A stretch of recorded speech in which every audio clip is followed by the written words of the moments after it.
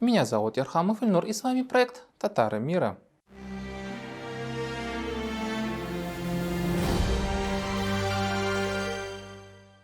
В Казани хотят построить большую соборную мечеть на 10 тысяч человек.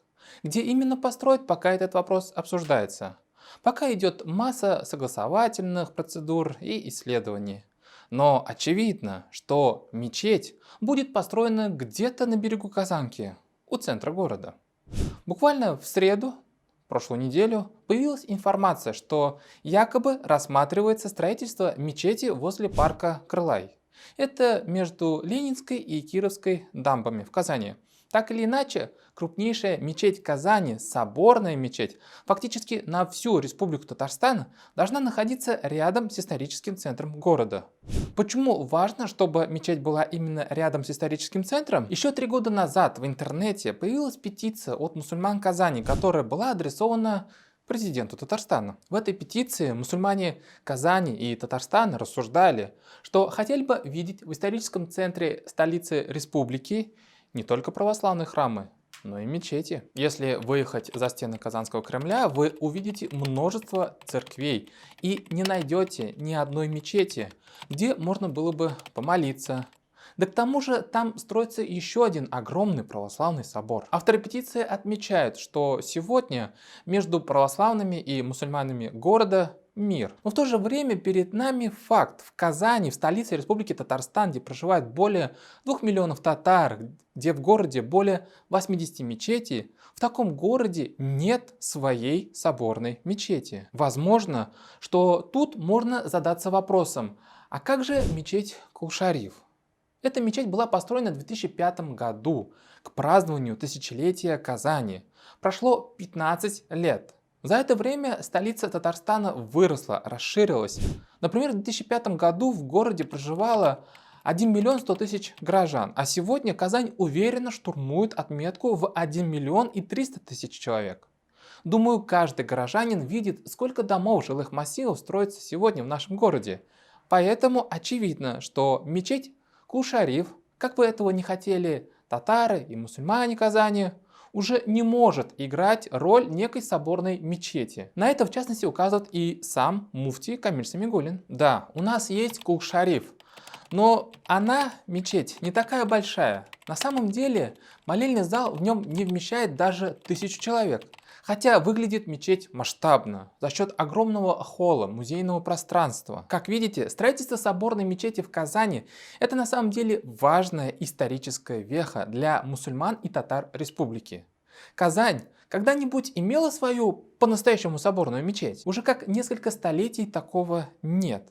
А теперь такой шанс появился. Обращаю ваше внимание, что закладка первого камня соборной мечети в Казани произойдет в этот год. В год 1100-летия с момента признания мусульман Волжской Булгарии частью огромной арабо-исламской цивилизации. Почему мечеть должна располагаться именно на берегу Казанки? Дело в том, что непосредственно в самом историческом центре Казани сейчас что-то большое и величественное уже не построишь. Иначе могут возникнуть, например, проблемы с ЮНЕСКО и с международным статусом Казанского Кремля. Но в то же время мечеть логично должна вписаться в общие, знакомые всем жителям России и не только начертания нашего города, так сказать, в его силуэт. Вот смотрите, в 2021 году в Казани, в его историческом центре, был воссоздан собор Казанской иконы Божией Матери, который был разрушен еще в 1932 году. В 2016 году восстановление собора Казанской иконы Божией Матери началось, а в прошлом году, в 2021, закончилось. Татарстан всегда позиционирует себя как территория диалога культур, как территория добрососедских отношений между представителями разных национальностей и религий. В Татарстане есть ценности и принципы, направленные на поддержание развития мира. Вполне закономерно, что если на одном берегу для православного города восстановили, считайте, заново отстроили собор Казанской иконы Божией Матери, то на другом берегу Казанки должна выситься, должна располагаться красивая Казанская соборная мечеть.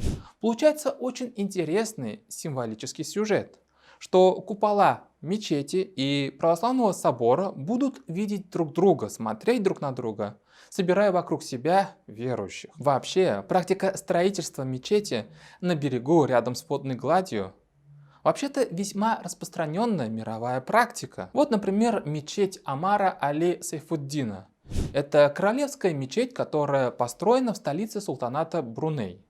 Столица называется, кстати, Бандар-Сари Бегавана. Эта мечеть считается одной из самых захватывающих мечетей в Азиатско-Тихоокеанском регионе и является главной достопримечательностью Брунея. Мечеть была построена в 1958 году по канонам современной мусульманской архитектуры. Мечеть славится множеством деревьев и цветочных садов, которыми в исламе интерпретирован рай. Около мечети есть длинный мост через искусственную лагуну к водной деревне. А что будет внутри соборной мечети Казани? Как она будет функционировать? Начнем с того, что сегодня у мусульман, пожалуй, не только Татарстана, но и вообще всех мусульман России есть понимание, что строить мечеть, возводить целое здание, а может и в несколько этажей, чтобы только потом посещать это здание только ради молитвы, это как-то маловато.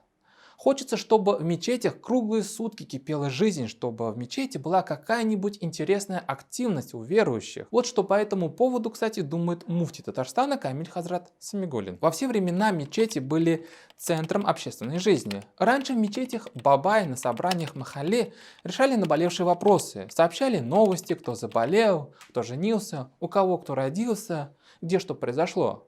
И здесь велись метрики, то есть по сути имамы выполняли функции органов ЗАГС.